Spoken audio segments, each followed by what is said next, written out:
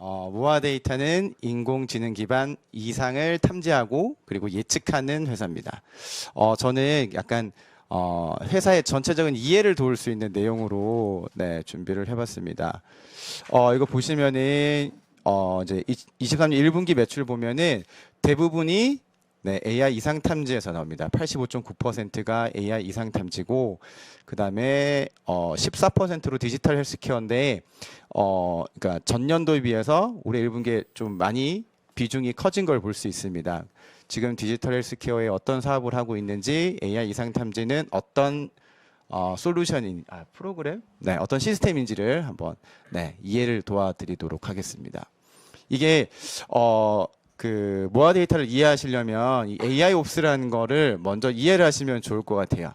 이게 아직 AI 옵스라는 개념이 아직 생긴 지가 얼마 안 됐더라고요. 2016년, 2017년 그때쯤에 생긴 말인데, 뭐라는 거냐면 이게 그 처음으로 발표한 데서 이런 걸 만들어 놨더라고요.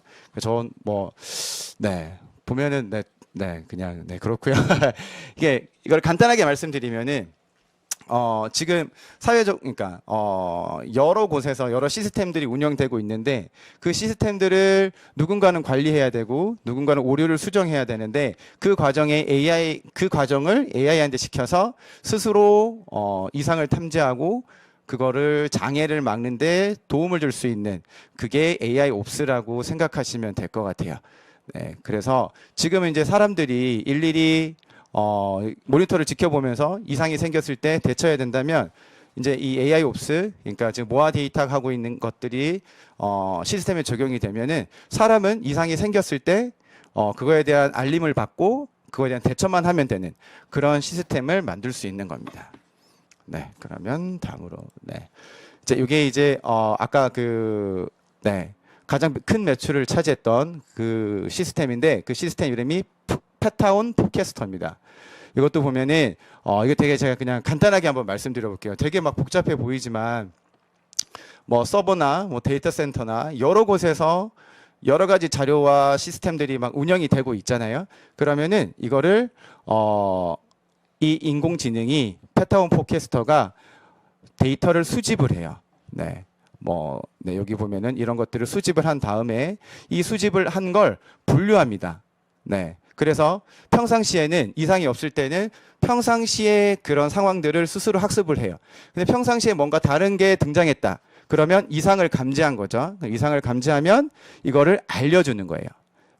그러니까 이거를 스스로 계속 학습을 해서 이제 시스템을 안전하게 끌고 가는 그런 형태입니다.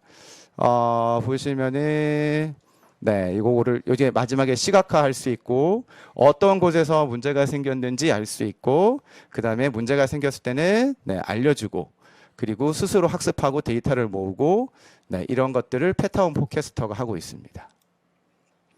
그래서 제가 그냥 과연 그러면 중요한 게 뭘까? 왜 이거에 대한 관심을 가져야 될까? 자, 앞으로 스마트 팩토리나 데이터 센터나 자율주행 이런 것들이 점점 커지게 되면 시스템들이 자동화되고, 그 자동화되는 거대한 시스템을 사람이 일일이 확인할 수 없으니 AI가 필요하게 되고, 지금까지의 이런 시스템들은 1세대, 2세대는 문제가 생겼을 때 어디에 문제가 생겼는지 알 수 있는 정도인데, 그러면은 그러니까 소 잃고 외양간 고치는 거죠. 그렇게 되면은 기업의 이미지도 안 좋아지고, 그 작년에 KT, 카카오 이런 데서 문제 생겼던 것처럼 기업 이미지도 하락하고, 그리고 이제 손실도 크게 입는 그런 문제들이 발생할 수 있습니다. 그러면 이제 지금 이 모아 데이터가 어떤 이제 좀 강점을 가지고 있냐를 살펴보면, 이 AI 모델을 자체 개발했다고 해요. 그래서 IR 자료를 보면 경쟁생 대비 이제 학습 데이터가 작더라고요, 더. 그러다 보니까 자원을 덜 사용하고, 데이터가 작으니까 처리 속도가 빠르고, 그런데도 불구하고 다른 업체보다 더 높은 그 이상 감지율을 가지고 있다고 합니다. 여기 보면 이제 패키징이라고 돼 있는데, 이 패키징이랑 전이 학습을 같이 보면 좋을 것 같아요. 예를 들어서 라면 공장에 있는 시스템이랑 또는 TV 공장에 있는 시스템은 서로 다를 거잖아요. 근데 모아 데이터는 여러 가지 시스템을 이제 패키징 하나로 묶어 놓은 거예요. 그래서 그 패키징한 걸 다른 시스템, 그러니까 다른 기업에 설치를 하더라도 이 패키징화 시켜놨기 때문에 지금에 있는 자료를 활용해서 빨리 훈련을 시켜서 바로 적용할 수 있는 네, 요 전이 학습이 가능하다는 게 네, 이제 강조를 하더라고요. 요거는 지금까지는 네, 모아 데이터 말로는 모아 데이터만 할 수 있다고 네, 하고 네, 지금 있습니다. 시간이 5분. 앱노의 매출 50% 이상이 시스템 구축에서 나오는데 앱노는 SCM이라는 솔루션을 판매합니다. 이게 이미지가 없어졌네요. 일단 SCM이란 기업들 공급망에 대한 컨설팅 솔루션을 제공하고 있습니다. 단순히 기업들의 공급망을 연결하고 판매한다면 부가가치가 낮겠지만 앱노의 경우 데이터 기반으로 어떤 원재료가 얼마나 사용되고 왜 많이 사용되는지 또는 특정 공급사에 몰려있거나 특정 공급사의 불량품이 많은지 등 효율적인 의사결정을 돕는 3차 SCM 사업을 하고 있는 기업입니다. 즉, 기업 입장에서는 원가 절감이라는 목표를 달성하는 솔루션을 제공하는 기업입니다. 과거에는 구매 담당자가 엑셀 기반으로 단순 업무를 처리했다면 현재는 대기업 중심으로 구매 시스템을 도입하고 있다고 합니다. 기업의 부가가치의 60%가 공급망 관리에서 나온다고 합니다. 애플의 이익률이 40%가 넘는 수 있는 것도 팀쿡의 SCM 전문가라고 합니다.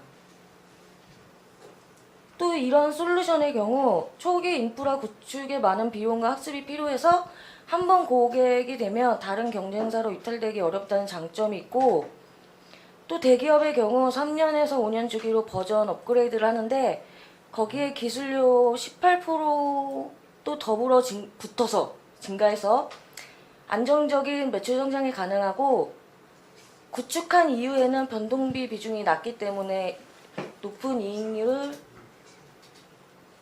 영위할 수 있는 사업입니다.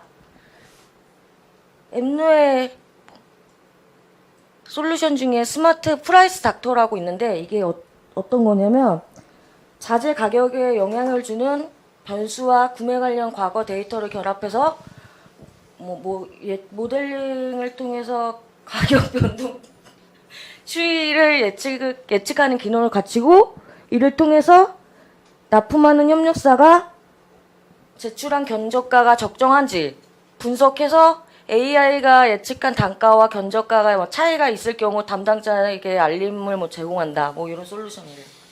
그리고 이거는 제가 앱노 투자 포인트 될 만한 걸 몇 개 적어왔는데 첫 번째는 지난 3월 SDS가 앱노 지분 37%를 확보했다. 삼성이라는 백이 생겼다. 삼성이라는 디딤돌이 생겼다. 두 번째는 앱노가 내년부터 삼성 SDS랑 미국 오나인 솔루션즈와 셋이서 통합 공급망 관리 소프트웨어 플랫폼을 통한 실적 점프가 기대된다고 평가했다. 앱노 대표님이 미국 업체랑 미팅도 다니고 실무진이랑 커뮤니케이션도 하면서 올 하반기가 목표라고 합니다. 세 번째는 성장하는 시장에서 독보적인 회사, 업력이 23년 됐고 고객사가 415개에 10대 그룹 중 9개 그룹이 고객사라고 합니다.